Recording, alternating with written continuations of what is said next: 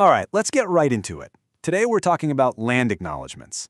Are they a really important step forward, or have they kind of become this empty corporate ritual? In this explainer, we're going to break down what they are, where they came from, and dig into the big debate. Do they actually do anything? Yeah, if you've been in a corporate meeting, a university lecture, or pretty much any big event lately, this probably sounds super familiar, right? It's become the standard way to kick things off. But what's really going on behind those words? So first things first, what exactly is a land acknowledgement? What's it supposed to be doing? At its heart, it's a formal public statement. It's meant to be a moment of recognition, a way to say, hey, the land we're standing on, working on, has a history that goes way, way back before any of our buildings were here. It's a way of saying we are on Indigenous land. Now, for the people who champion this, the goal is really about three things. One, it's about simple respect. Two, it's about education, actively pushing back against the fact that so much of this history has been ignored. And three, it's a way to counter the idea that Indigenous people are just part of the past. It's a statement of their ongoing presence and connection to the land. Okay, this is a super important detail that gets missed all the time. The practice really got formalized in Australia, and they have a really clear distinction. A welcome to country is a formal, cultural ceremony. It can only be done by a traditional custodian or elder of that specific land. But an acknowledgement of country, that can be given by anyone, Indigenous or not, as a sign of respect. And as you see, that difference is pretty key to the whole debate. So how did this practice go from being a specific cultural tradition to something you hear in a Zoom meeting all around the world? Well, in its current form, this isn't some ancient practice. It really started popping up in Australia back in the 70s. But the huge moment was in 1992, with the Mabo decision. That's when Australia's High Court officially threw out the whole legal fiction of terra nullius, the idea that the continent was nobody's land when Europeans arrived. Then in 2015, Canada's Truth and Reconciliation Commission really made it a widespread thing there. And from Canada, it just took off, becoming more and more common across the US in the last few years. And this is the key takeaway, really. While it's absolutely rooted in Indigenous protocols of respect, the scripted statements we hear in boardrooms today have a very specific modern job. They are designed to be a reminder that colonization isn't just something that happened in a history book.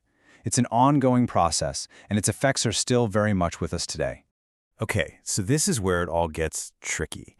Because as these statements became more popular, they also started to come under some really intense fire from all sides. And it all boils down to this one question. Are these statements actually making a difference, or have they just become another item on a checklist for corporate diversity and inclusion? Do the words, actually lead to anything? I mean, wow, this quote from Australia is it's absolutely devastating because it cuts right to the heart of the whole problem. It just perfectly captures that huge gap that can exist between the symbol and the action, right?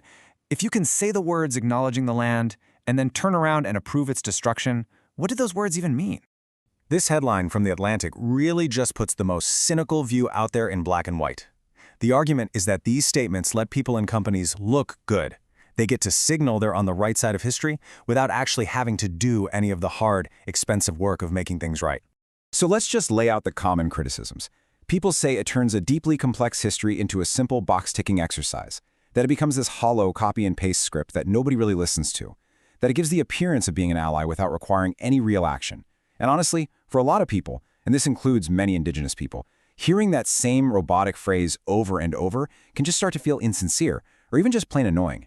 But, okay, it's not all just criticism. A lot of people have responded to these problems by saying, all right, let's not get rid of it, let's make it better. There's a big push to move beyond just words and get to some real concrete action. So what does action actually look like? Well, here's a kind of framework that advocates suggest. It starts with real research, not just a 5-second Google search. It means building actual relationships. Then you create a public action plan with concrete goals.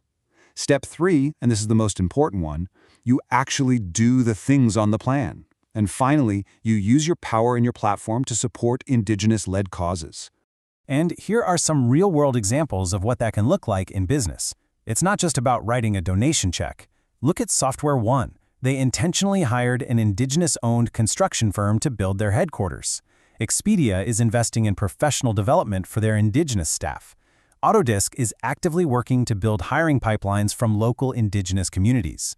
See, these are structural, long-term commitments. And this is a huge but. For all those positive examples, this number just puts the challenge in perspective. For all the acknowledgements being read every single day, Native causes get less than half of 1% of all philanthropic money in the U.S. That is a massive, massive disconnect between words and financial support. And look, the list of possible actions goes on and on. Universities can offer tuition waivers. Companies can change their purchasing policies to prioritize Indigenous businesses. Museums and theaters can offer free admission. And for many activists, the most meaningful action is to support land-back movements, which are about the literal return of stolen land. So I guess it all comes down to this single question. Is a land acknowledgement the finish line? Is it the last thing an organization does to check the box?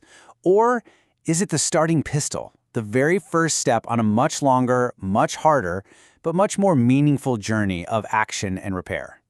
The answer to that question really determines whether it's progress or just a performance.